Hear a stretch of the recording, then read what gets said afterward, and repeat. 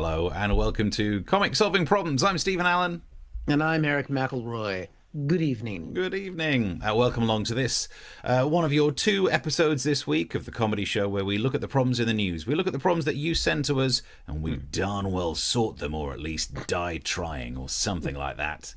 Incredibly manly. International Men's Day. Right? Nice. Already scoring points. If you're watching the show, here's the thing. Get subscribed to the YouTube channel. That way you'll never miss one. You can see all the old ones. And right now, start the show is a really good time to share that link on your social media. Spread the word about this bad boy. Let's get a movement or something like that. Let's get a surge. I'm using words that I don't really understand how they apply to this. As you watch the show, you can send messages in the message boards. If you get on that YouTube, that's the very good place for them. And also, if you're enjoying it at any point, you think, yeah, I'll buy these guys a drink. We will keep reminding you about the Ko-fi link all the way through. Ko-fi.com/comic solving problems is a nice way of stopping us from starving to death. Yes, although I have to say, Steve, we do have a few people we need to thank who pre-purchased some tickets from Crack Comedy tonight. So nice. Thank you very much. Although you can always give us more. Oh, don't go overboard. Not at the start. Yeah, wait till you've seen the show. Ooh.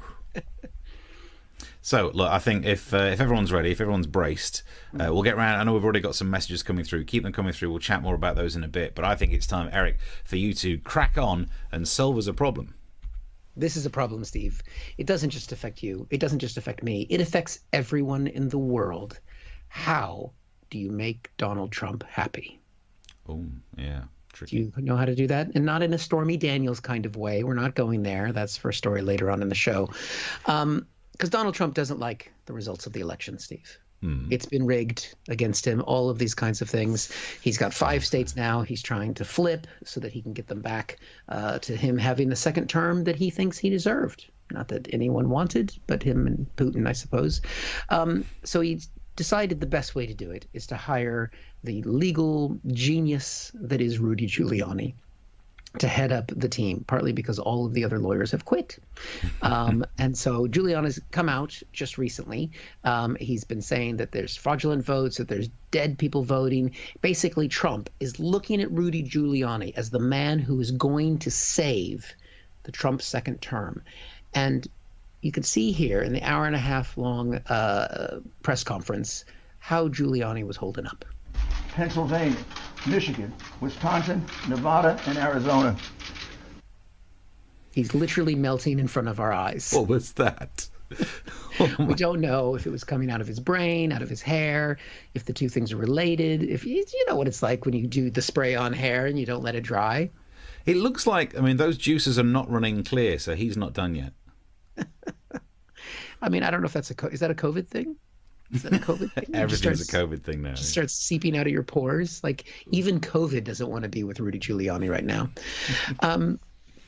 So basically, he spent I think the conference went on for an hour and a half trying to make legal arguments, him and the other lawyers, about how the election was stolen. And here's his legal argument. The vote was 75, 80% for the Democrat. You take away any number of those, and that 20,000 lead disappears. Yeah, he's right. Basically, if you look at the areas of the various states that were heavily Democratic and heavily supported Joe Biden, and you look at those, especially the big urban cities, and you take away their votes, Donald Trump wins. Sound. Solid. Can't argue with it. Can't argue with that. Can you? That's definitely the way it is. Now, you have to think, like Rudy, he's been a lawyer for a long time. He was mayor of New York City. Where is he drawing from? Where does he get his legal expertise? What inspires him? Did you all watch My Cousin Vinny? You know the movie? It's one of my favorite law movies. I hate when I agree with these people. My Cousin Vinny's a great movie. Now I agree with Rudy Giuliani. That's worse than agreeing with Piers Morgan. It is. Well, that's tough. Who would you least want to agree with? It's a difficult one. Although Piers Morgan tends not to sweat whatever kind of weird gravy that was. I don't know if that's a good or a bad thing, but yeah. Oh, it is almost Thanksgiving. Maybe that's gravy Giuliani's been indulging. He wasn't the only one that spoke at this conference. We also heard from another Trump lawyer, Sidney Powell. To know right now that we will not be intimidated. American patriots are fed up with the corruption from the local level to the highest level of our government, and we are going to take this country back. I am sorry, but Sidney Powell does not sound like a high-powered lawyer to me. She sounds like a woman who's complaining because she got the wrong salad dressing on her salad and she can't eat chopped onions. Everything she says is at that level. I mean, Jesus, that makes it just tense listening to her. The thing is, what do they really want? What is the bottom line? We have enough evidence without that to overturn this election. There we go. Overturning the election. They just said the quiet part out loud. It's the worst secret coup ever. It's like, what are we going for? Now, where is because it's very important, if you want to challenge these votes, where do you get the evidence for that? And we know where Rudy is keeping the evidence.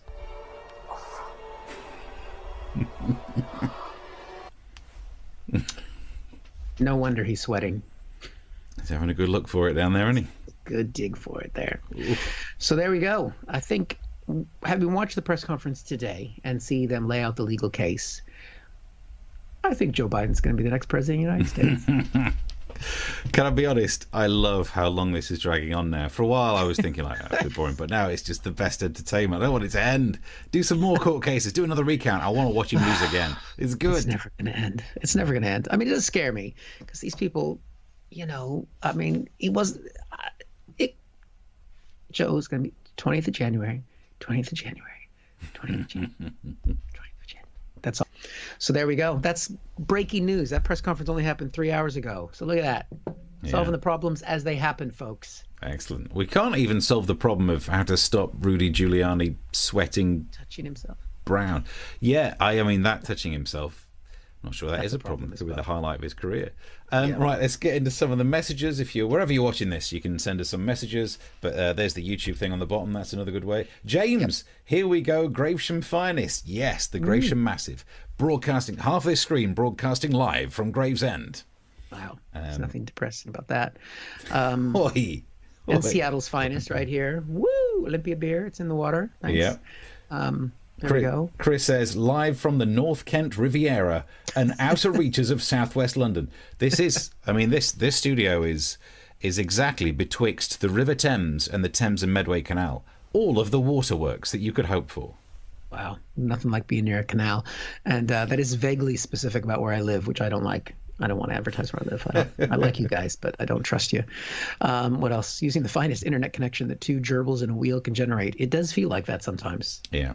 I think, although so far today, touch wood, it's staying. Knock on wood.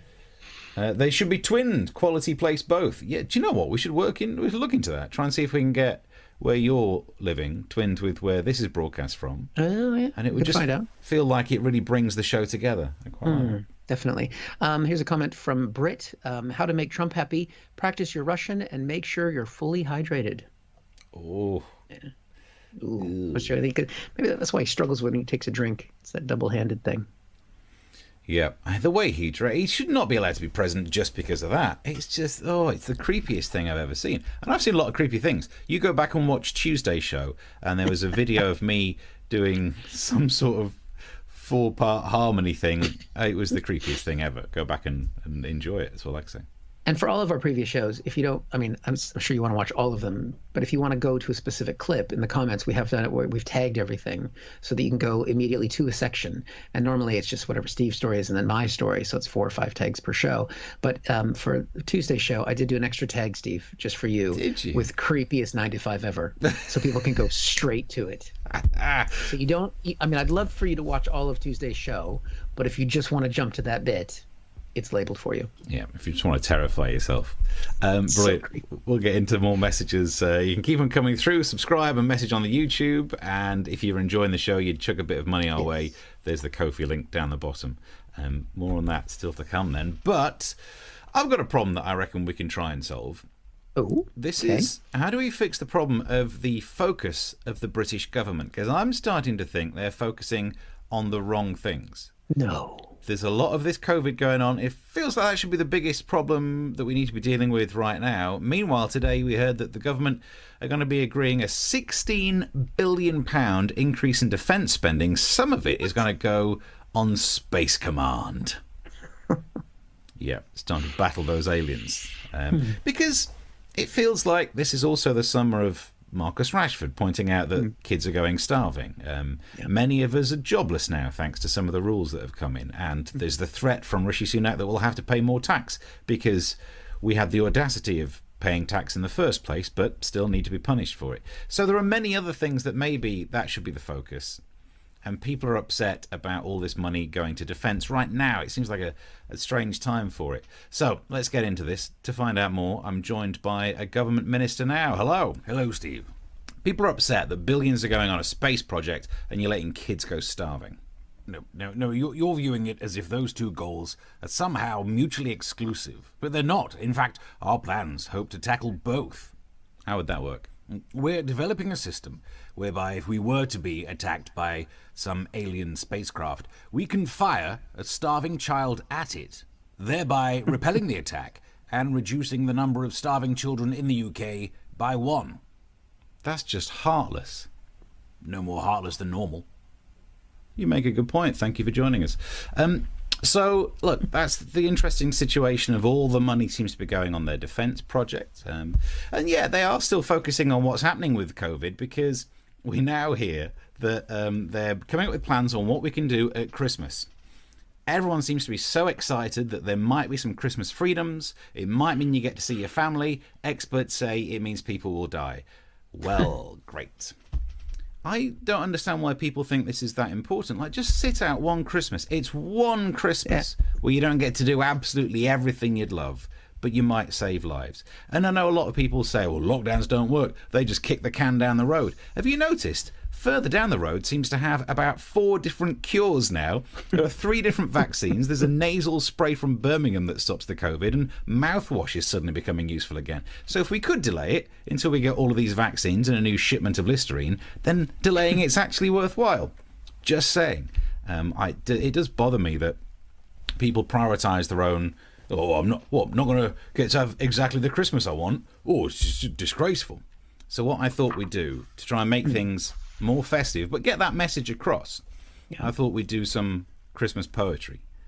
And for that, got my little book of poetry, which I've written. Okay. Christmas poetry. Some Christmassy music in the background, just to make it work. Here we go. 'Twas the night before Christmas, when all round the house, if anyone coughed, they'd best cover their mouth. The luggage was packed and wiped down with care, in the hope that we'd visit our family somewhere. The children woke up from their beds in the attic. Let's hope that they're healthy and not just asymptomatic. We're off for a day to see distant rellies, for stuffing and chocolate and crap on the tellies. We've had months apart, in lockdown alone. Now it's time to nick loo roll from a relative's home. We'll eat from the table, drink ales from the cask, which is tricky to do when you're still wearing your mask. The kiddies drink cola or a small can of Tizer after being slathered in lots of hand sanitizer. It's hard to stay distant when we want to hug, but that's when our family could give us the bug. All this for one day of having no rules. We'll be back in lockdown till we're April Fools. If you must visit family and go round their place, say Happy Christmas to all. Hands, face and space. The magic of Christmas. Get rid of that. So, yeah. Oh, can't leave the music on now? No. We can put the message things if you want to get chatting. It just bothers me that people are so, what, I'm not going to have exactly the Christmas I want? Yeah. I don't understand it, but you're speaking to someone, my wife and I both left America specifically so that we don't have to spend Christmas with our families anymore. So that's the thing. I mean, if we can and I know keep my the family lockdown watched this, and you know what? They'll have worked it out by now. This is what I don't get. If the restrictions are in, it means we have an excuse to not have to buy gifts at Christmas. There won't be any pressure for big gifts because the shops were closed. I want buy gifts. The lockdown should carry on until, let's say, the 14th of February, just to make it easier on some of us. So I'm all for it. I don't know why people are getting so Christmassy about it. A, not everybody celebrates Christmas. B, I mean, because the same problem is happening in America next week, 'cause it's Thanksgiving, which is arguably a much better holiday than Christmas, because it's a 4-day weekend. So, Okay. And the Christmas Christ thing and whatever. But I mean, it's a big thing. There's a lot of people doing the same thing. Oh, I'm going to have my big Thanksgiving. And I think there's a state senator in Oregon who's defying a state order that's recommending people not have big gatherings and saying, no, we're going to have a super spreader. That's what we're having for Thanksgiving. What better way to demonstrate Thanksgiving? Anyway, we'll talk about Thanksgiving next week. But yeah, I don't get it. It should be the other way around. It should be that even if the government says, do you know what, you can do whatever you want, there should be a natural moral imperative in us all to think, let's see fewer of our elderly relatives this year, just so we don't end up seeing fewer of them all the time in the future. But there'll be a vaccine in 4 months, Steve. Yeah, but it's not 4 months till Christmas. Yeah, but if I kill off Granny now, I'm further up the queue to get the vaccine. Yeah. Okay. You're making some good points. Should we look at the comments here and see what people think? I think I have to say that was much less creepy than the Dolly Parton bit on Tuesday, and I think you should animate that. Remember, you've done some animation in the past. I think you should record that Christmas song, and that could be like a Christmas top jingle thing. Yeah. I mean, the original plan, not that you need to know behind the scenes too much, the original plan was to film myself sat here with a book, reading it and have it all edited, wearing a big jumper. But it's been busy today. Yeah, it was going to be all that pipe and all that crap. Still time. Christmas is still yet to come. Yeah. Don't think I could be bothered. Mark says, Pam Ayres, eat your heart out. Oh, I should have done it in that accent. Right you are. 'Twas the night before Christmas, when all through the house. That would have been good. I went more Benny Hill than Pam Ayres there, but it's close. Yeah, that's fine. It all sounds the same to me. Let's see, what else have we got here? Not as creepy as the surprise Todger appearance. Good point. Go back and watch Tuesday's show if you'd like to see live penis action. Oh, yeah. Yep, sorry, I forgot about that. Yeah. Superman's penis wasn't as memorable as we would think it was.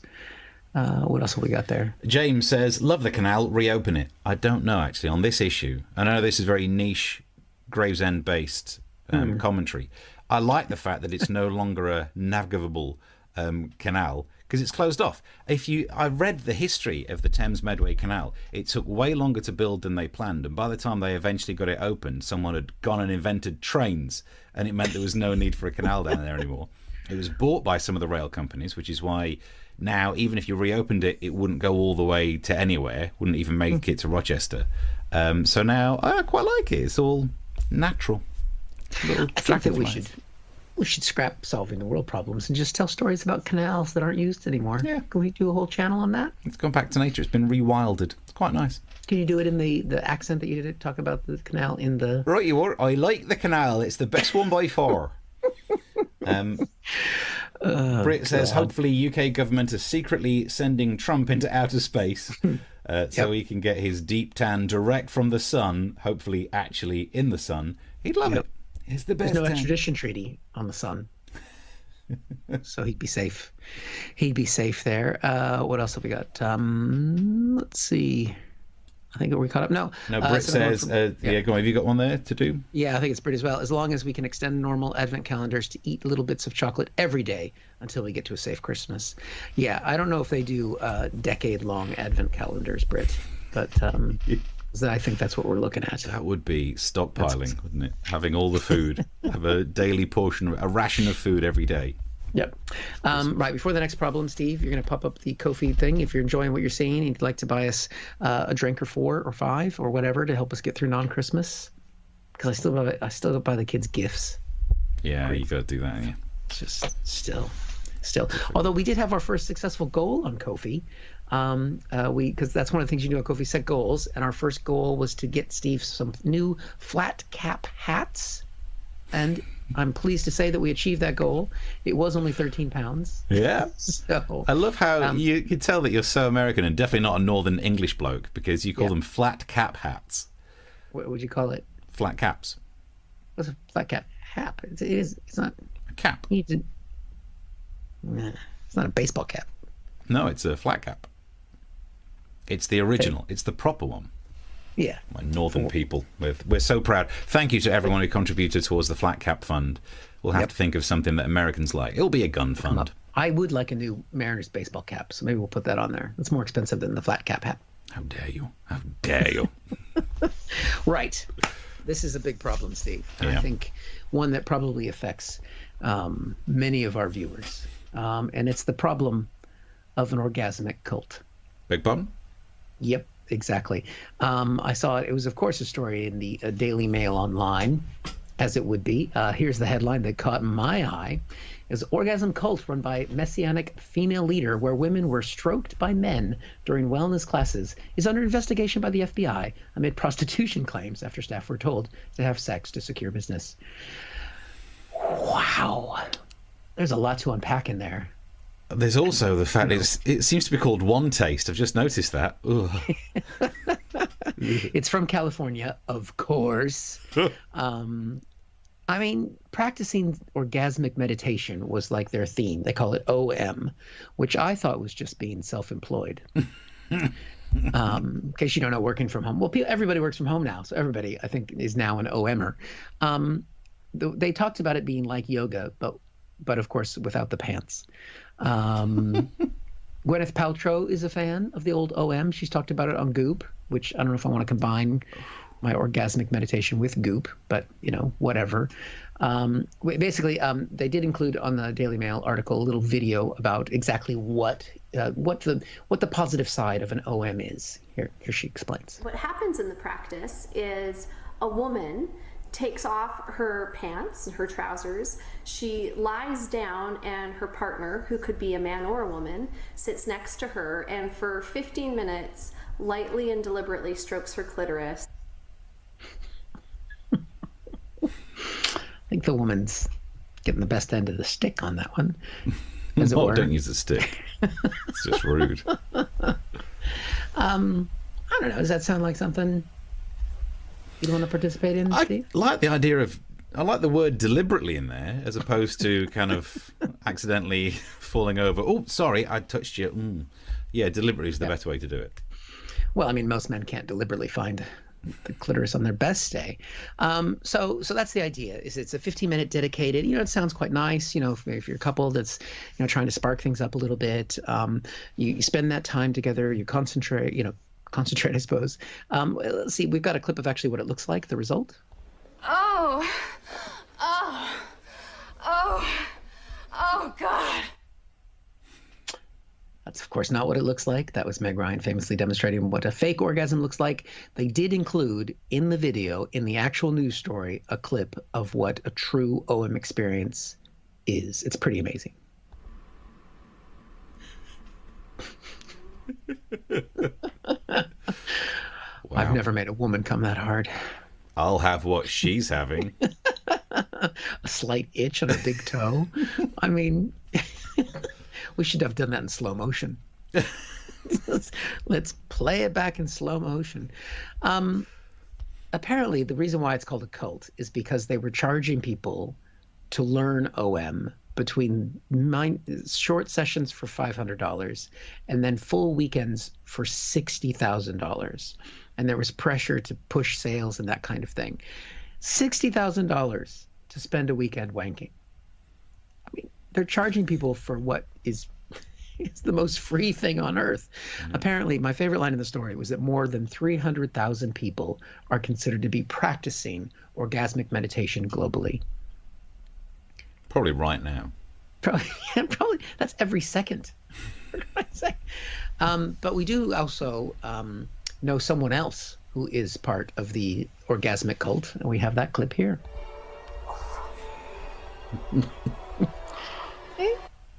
He was just practicing his religion. Just OMing. Just a little OMing. Well, that was education. It's not all about Trump, guys. So when it comes to somewhat there was pressure to do whatever, who were the people providing the service? Were they providing blokes to do the touching? I don't know. I was mostly just watching the video, and then had a wank. But no, I think it was about selling the courses, and then sometimes staff were involved in the deliberate touching, and then that's where it crossed the line into potential prostitution because there's money being exchanged for the touch. So, because I'm sure some blokes were like, well, probably the women came in with their husbands specifically because their husbands don't know how to do the deliberate touching. So they said, can you just help him out here? And that's where things spiraled out of control. But you know, which is what you want from the OM. If the blokes they'd just be stood there looking at it going, yeah, his problem is you can't get the parts, you see. What you got there is you got a woman. And they'd just be staring at it and then talking about football. Yep. Just put your phone on vibrate mode. You'll sort it out. Into the comments. Let's see if any of our viewers have experienced an OM. See. Probably right now. Let's have a look. Where do we start these ones from? Where are these? I don't know. And yeah, make sure while we're looking at those, you can subscribe to the channel, share people, tell people about it. And so there's a discussion about the flat caps. Mark says they're proper Dibner, as in Fred Dibner. I'm Northern, so it's my heritage that I get to wear. Dibner. I'm going to have to Google that as well. Fred Dibner. There was TV shows in the 80s of basically him being involved in, you know, when they knock down a chimney, but they do it using explosions. Yeah. Stuff like that. Okay. Yeah. There we go. They wore a hat. He had flat cap on all the time, yeah. Okay. James says, is this McEnroe type fella, McElroy, is that the person that does the little shouty voices in your wonderful Radio Kent sketches? I wish. They're slightly decommissioned these days.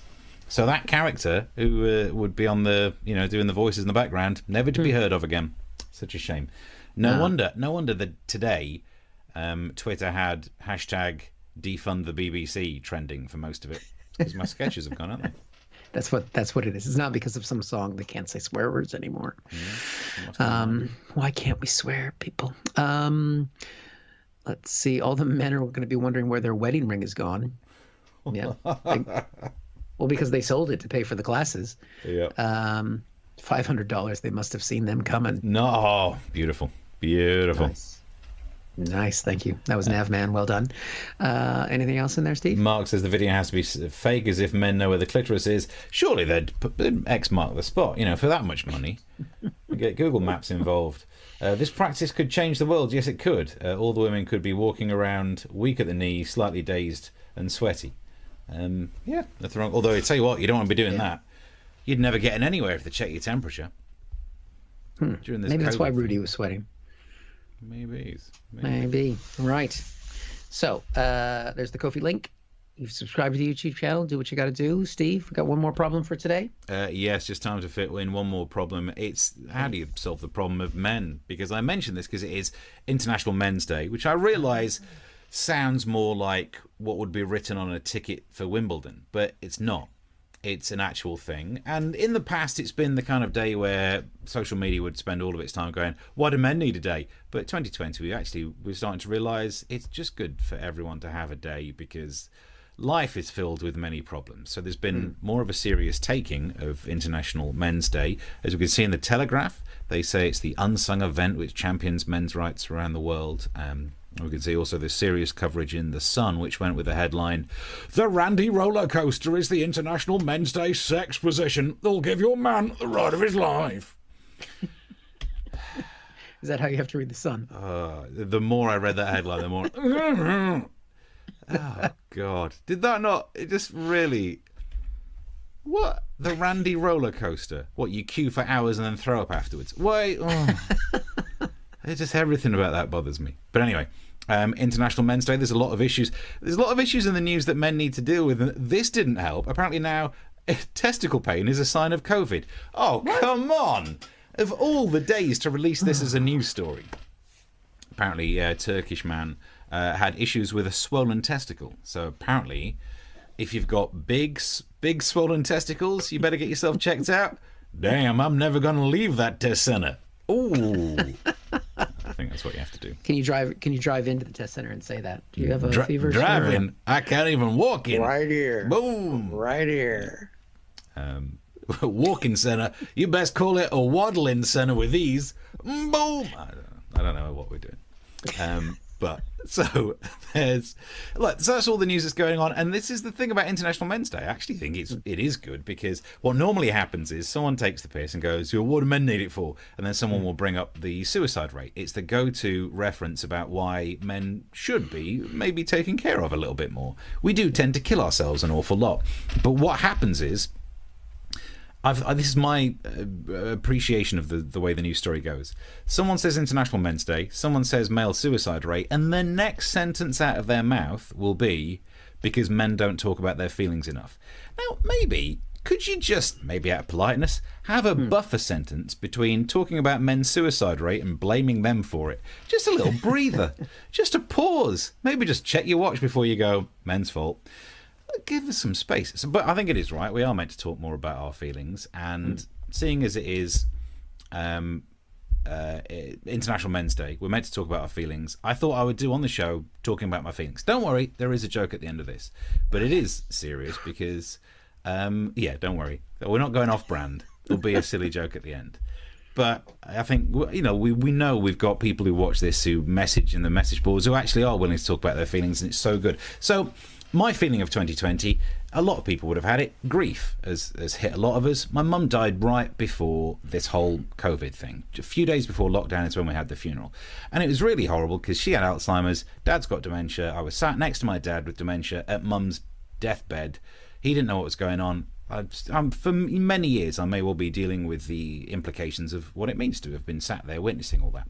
And I wanted to have Dad at Mum's funeral.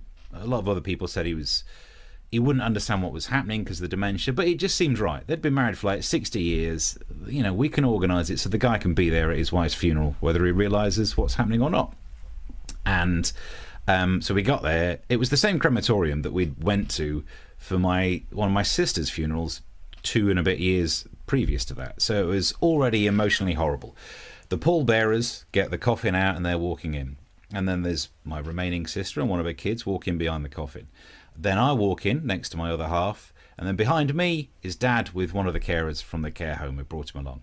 And as we walked in, the music's playing, everyone's upset, and Dad suddenly shouts, "Let's all do the conga," which was just, I've never laughed so much at anything in my life. When a situation needs the tension to be punctured by a joke. And I'm the professional comedian. I got nothing, but he's nailing it back there. So, I think there are stories that I don't know what the moral of the story is, whether it's something to do with the fact that you can find light even in the darkest times, or if you talk about stuff that's emotionally impactful, there's some good in there as well. But you know what? Yeah, that's my story. And I'm grateful for the fact that my dad was there at my mum's funeral. And if ever there's a day to be able to talk about it, it's International Men's Day. Yep. Well, now we know. Now we know where you got your comic legs from. Yeah. It was Dad. Comic timing. He nailed that one. Do conga. Right. So, if you want to get involved in the message boards, the YouTube link's up on the thing now. Let's have a look. Mark says, "Fair play to your father, Steve. Fair play."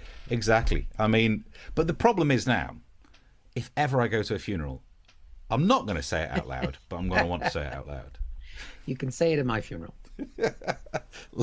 But no one will have been watching the show, so they won't know why. Like, what's wrong with Steve? What's a conga? Let's see. What else have we got there? What is this?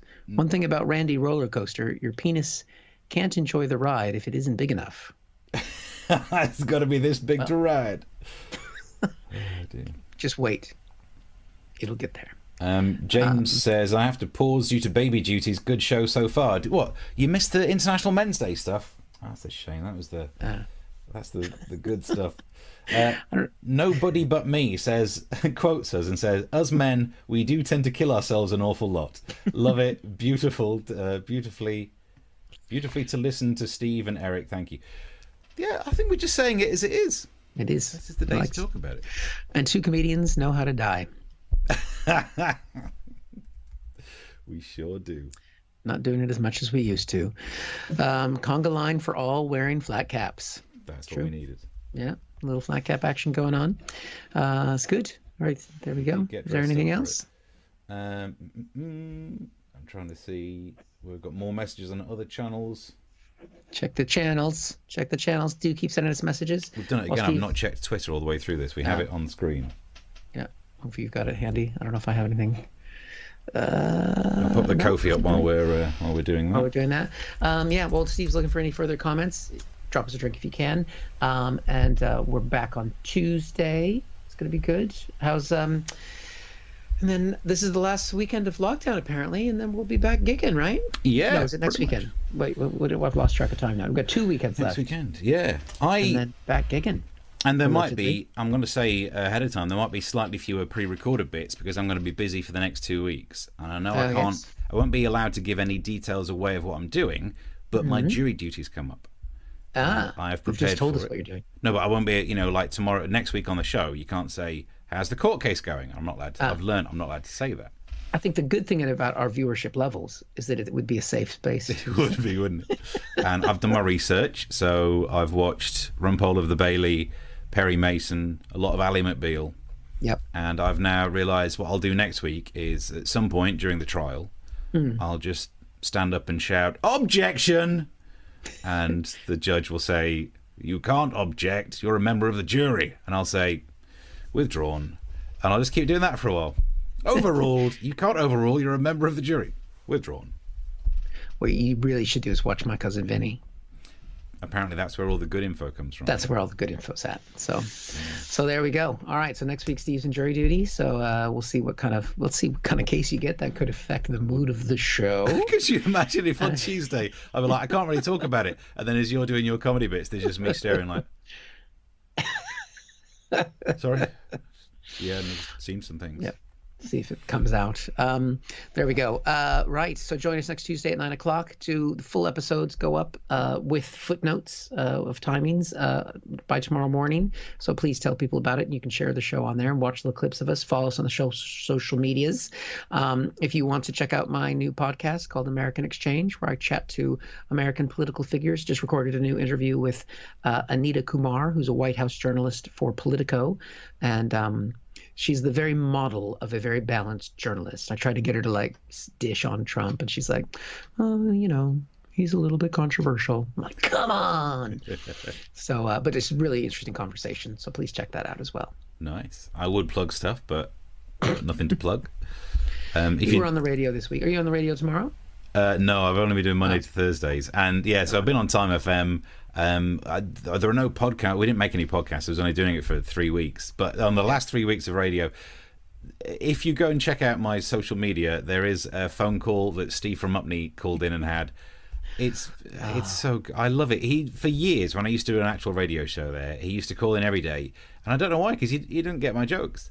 Like in the past, I did an entire show about wanting to buy a new mattress because I just moved into this place. And I said, I need a very firm mattress because of my back and I weigh a lot, so I need a firm mattress. And he called in saying, "Hello, Steve from Abney. You should get a water mattress. You read about water. You should get a water mattress." And I said, "Well, I could, but I need a firm mattress, so I could only buy one if I live in a hard water area." And he went, "Yep, no, that's true. Yep, so you need a water mattress," just straight through it.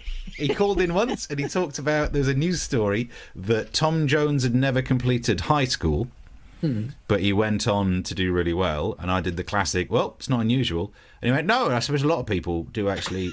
Brilliant. He didn't get a single. And the best one he ever did, and it's not the one that's on my social media, he did another one this week, but back when Ed Balls was on Strictly Come Dancing, Steve from Upney called up to tell me about a story of a guy who got thrown out of a nightclub. "Hello, Steve from Upney, you see this in the news? A man got thrown out of a nightclub."